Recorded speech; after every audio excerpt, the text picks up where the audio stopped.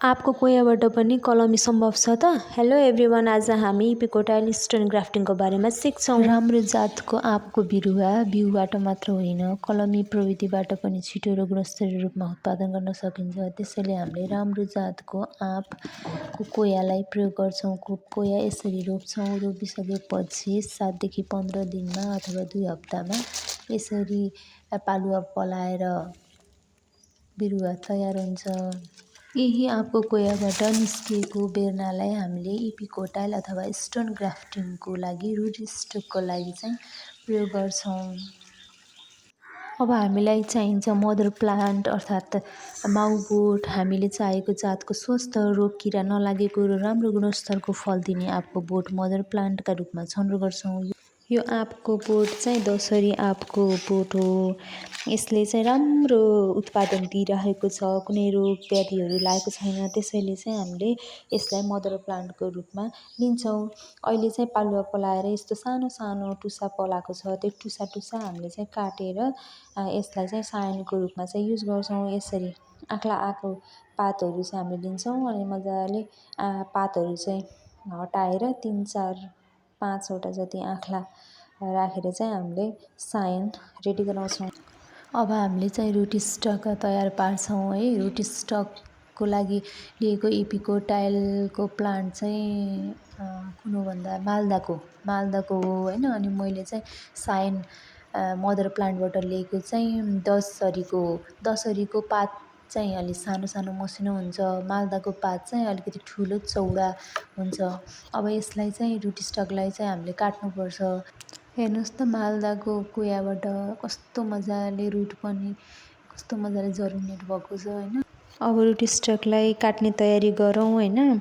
अब कलिलो रुट स्टकलाई जमिन वा माध्यमको सतहबाट करिब 8 देखि 12 सेन्टिमिटर माथि काट्नुपर्छ। यसरी हातले नापे पनि हुन्छ होइन।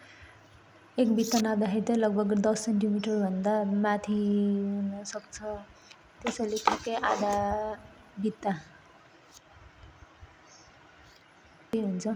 यो पनि अलि ठुलो नै भएको छ, 8 देखि 12 लगभग हुन्छ। अब यसरी काटिसकेपछि हामीले चिरा बनाउँछौँ होइन।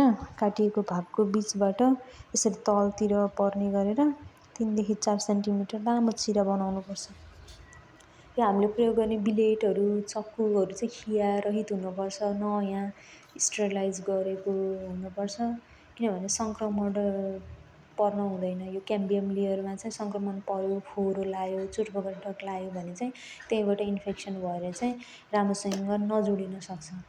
अब हामीले माउबोटबाट लिएको साइनलाई चाहिँ काटछाट गर्छौँ। यसरी पातहरू चाहिँ मजाले हटाउँछौँ। यो पातहरू हटाउँदाखेरि चाहिँ एकदमै तलबाट चाहिँ हटाउनु हुँदैन। अलिकति यति 1-2 इन्च भन्दा माथिबाट चाहिँ काट्नुपर्छ। एकदम तलैबाट काट्यो भने चाहिँ कुहिने सम्भावना हुन्छ। त्यसैले यसरी माथिबाट ट्याक्क बड आइरहेको छ। अब यसलाई चाहिँ सायनलाई हामीले यसरी प्लास्टिकले ऱ्याप पनि गर्न सक्छौँ होइन। त्यसले गर्दाखेरि चाहिँ ह्युमिडिटी मेन्टेन गर्छौँ। अनि जर्मिनेट माथि टुसा बड चाहिँ अलिकति जर्मिनेट बड चाहिँ अलिकति टुसा पलाउनको लागि चाहिँ फुट्नको लागि एकदम अलिकति सजिलो हुन्छ भनेर मैले 2वटा चाहिँ यसरी प्लास्टिक ऱ्याप गरेर युज गरेको थिएँ। अब त्यो हेरौँ न, प्लास्टिक ऱ्याप गरेकोमा चाहिँ अलिकति छिटो माथि बडहरू चाहिँ पलाउन सक्छ। अब प्लास्टिक ऱ्याप नगरेकोमा चाहिँ अलिकति ढिलो हुनसक्छ भन्ने चाहिँ छ। जस्ट हामी हेरौँ। मैले चाहिँ 2वटा जति चाहिँ यसरी सायनलाई नै ऱ्याप गरेर हेरौँ भनेर मैले प्र्याक्टिसको लागि चाहिँ प्रयोग गरेको छु। यसरी मजाले प्लास्टिकले बाँध्ने टाइट गरेर हावा नपस्ने गरी।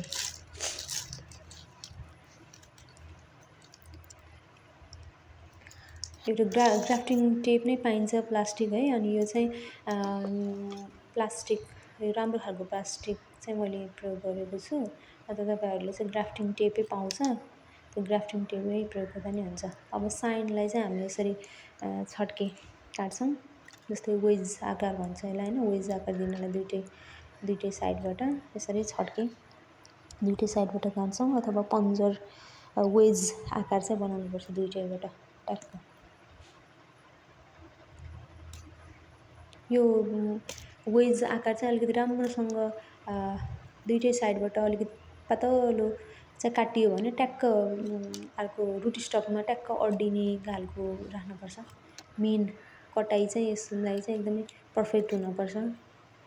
क्याम्बियम लेयर मजाले तासिएको हुनुपर्छ अनि अलिकति पातलो ठ्याक्क साइज चाहिँ मिल्ने खालको हुनुपर्छ। यो एक दुईचोटि फर्स्टमा काट्दाखेरि चाहिँ अलिकति मिसो पाइन्न, 3-4 चोटि काट्न प्रयास गऱ्यो भने चाहिँ ट्याक्क बन्छ।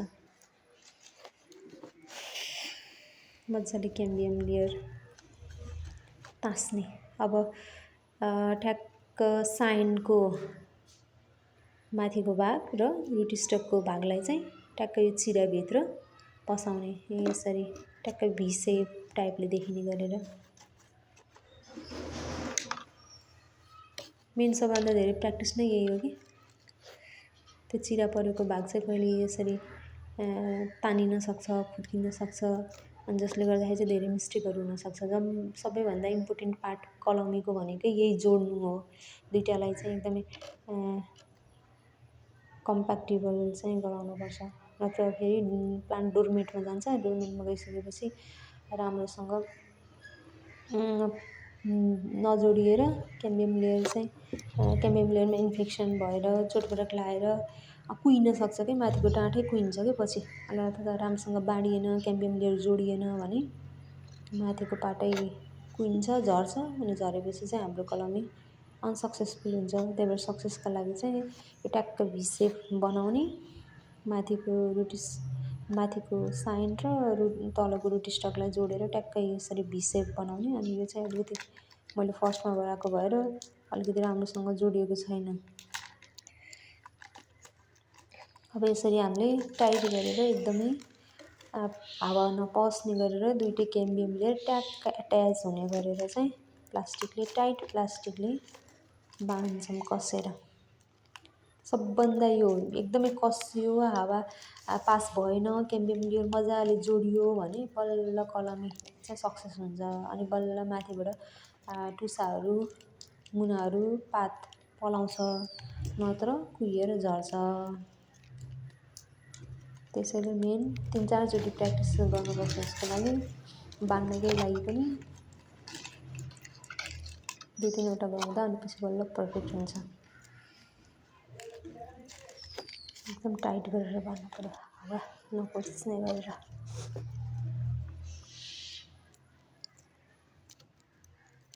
यसरी टाइट गरेर कसियो र कसिसकेपछि चाहिँ यो चाहिँ रेडी भयो। अब यो बिरुवालाई चाहिँ हामीले छाया पर्ने ठाउँमा सार्ने। अनि पानी पनि धेरै हाल्नु हुँदैन, हल्का पानी ओभानो हुनु पर्यो अनि छाया परेको हुनु पर्यो। सार्नको लागि चाहिँ ग्राफ्टिङ रेडी भयो। एकदम टाइट गर्न खोजिरहेको छु अझै मैले। सकेसम्म चाहिँ हावा नपस्ने गरेर टाइट गर्नु पर्यो, क्याम्बियम लेयर जोडिनु पर्यो, मेन टार्गेट भनेको हाम्रो। ल रेडी भयो है ग्राफ्टिङ। रुटी स्टक चाहिँ हिमालदाको माथि दसरी चाहिँ साइनको जोडेर चाहिँ हाम्रो रेडी भयो। अब मदर प्लान्टको जे क्वालिटी छ नि त्यही मदर प्लान्टको क्वालिटीको फल चाहिँ फल्छ क्या।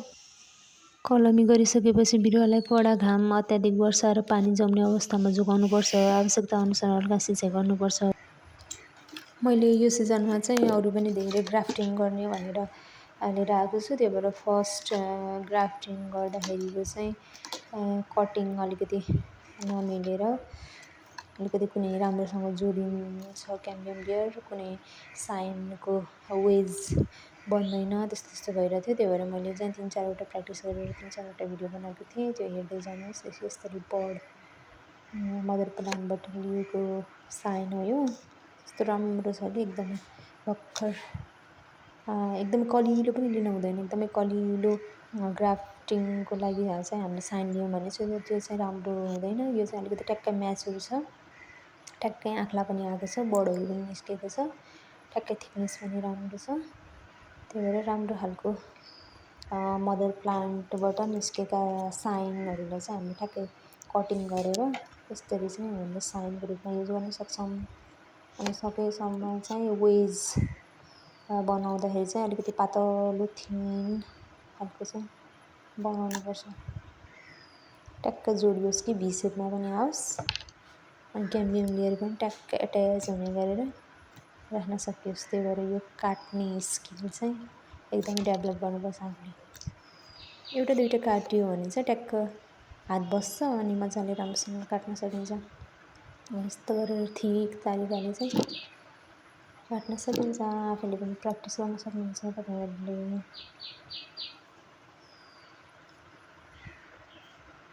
ग्राफ्टिङको प्रोसेस चाहिँ यही हो।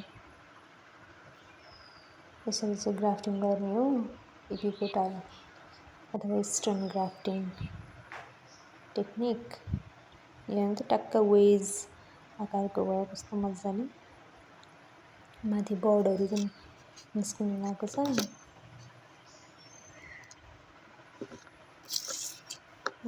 अब ट्याक्कै 8 देखि 12 सेन्टिमिटर भनेछ, लगभग 10 सेन्टिमिटर जतिको रुट स्टकको डाँठ युज गर्ने अनि ट्याक्क बिचबाट चिर्ने। 3-4 सेन्टिमिटरको हुनुपऱ्यो त्यो चिराइ, ट्याक्कै भी सेप आउनु पऱ्यो। यस्तो गर्दाखेरि ट्याक्कै भी देखिन्छ नि त।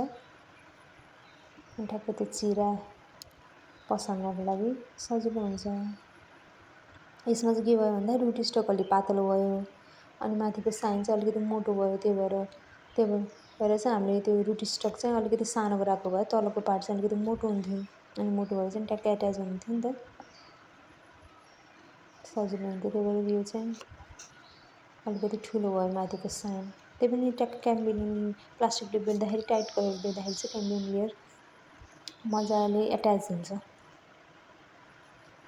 हावा नपस्ने गरेर चाहिँ टाइट प्लास्टिकले ऱ्याप गऱ्यो भने चाहिँ एट्याच हुन्छ।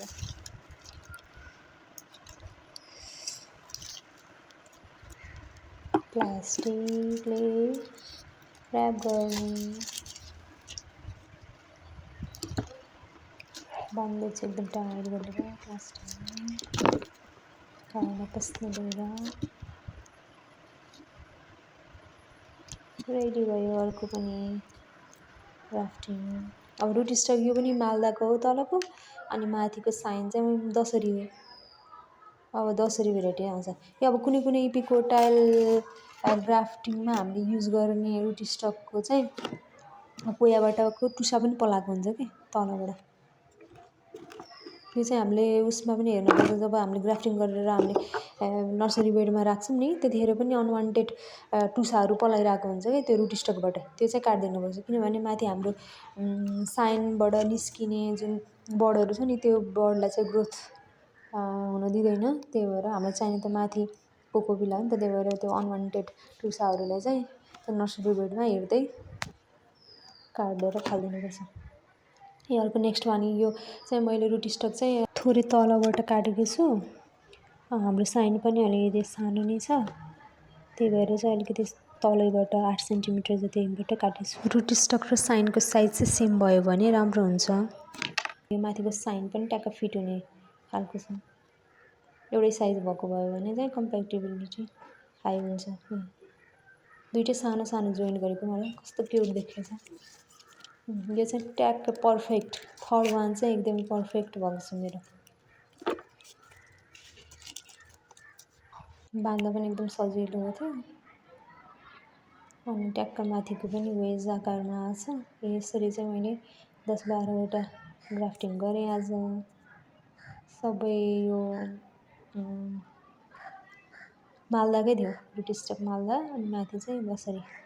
अब हाम्रो चाहिँ यसरी ग्राफ्टिङ गरिसकेपछि हामीले कुन क्वालिटीको पाउँछौँ भन्दाखेरि मदर क्वालिटी हामीले साइन जुन एड गरेको थियौँ नि त्यही दसरीको चाहिँ फ्रुटिङ पाउने हो हामीले।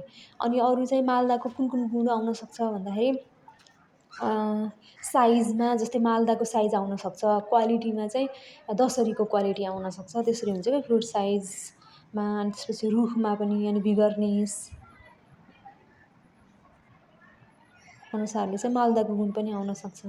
तर फ्रुटिङमा हामीले एक्सपेक्टेड गर्ने भनेको हाम्रो चाहिँ दसरीको क्वालिटी हो कि यसबाट मेन। किनभने दशहरीको चाहिँ सानो सानो क्युट मिठो हुन्छ, मालदाको चाहिँ आँप चाहिँ ठुलो हुन्छ होइन, एज अ कम्पेयर टु दशहरीभन्दा मालदा चाहिँ अलिकति गुलियो अलिक कम हुन्छ। यसरी अब छाया पर्ने ठाउँमा चाहिँ हामीले सार्छौँ। हामीले सक्सेसफुल ग्राफ्टिङ गर्नको लागि के कुरा ध्यान दिनुपर्छ भन्दाखेरि पहिला सुरुमा चाहिँ स्वास्थ्य रुट स्टक छान्न पऱ्यो होइन, राम्रो वेल डेभलप भएको रुट डेभलप भएको पात पनि वेल इमर्ज्ड भएको खालको चाहिँ छनौट गर्नु पऱ्यो। त्यसपछि गएर क्वालिटी टाइपको चाहिँ मदर प्लान्ट छनौट गर्नु पऱ्यो होइन। अनि साइन पनि एकदम स्वस्थ हुनु पऱ्यो त्यसबाट लिने साइन। अनि त्यसपछि मेन भनेको क्याम्बियम लेयर हो, क्याम्बियम लेयर एकदम एट्याच्ड हुने खालको गरेर कसिलो गरेर प्लास्टिकले बाँध्नु पऱ्यो। Thank you for watching. Next पार्टमा फेरि भेटौँला।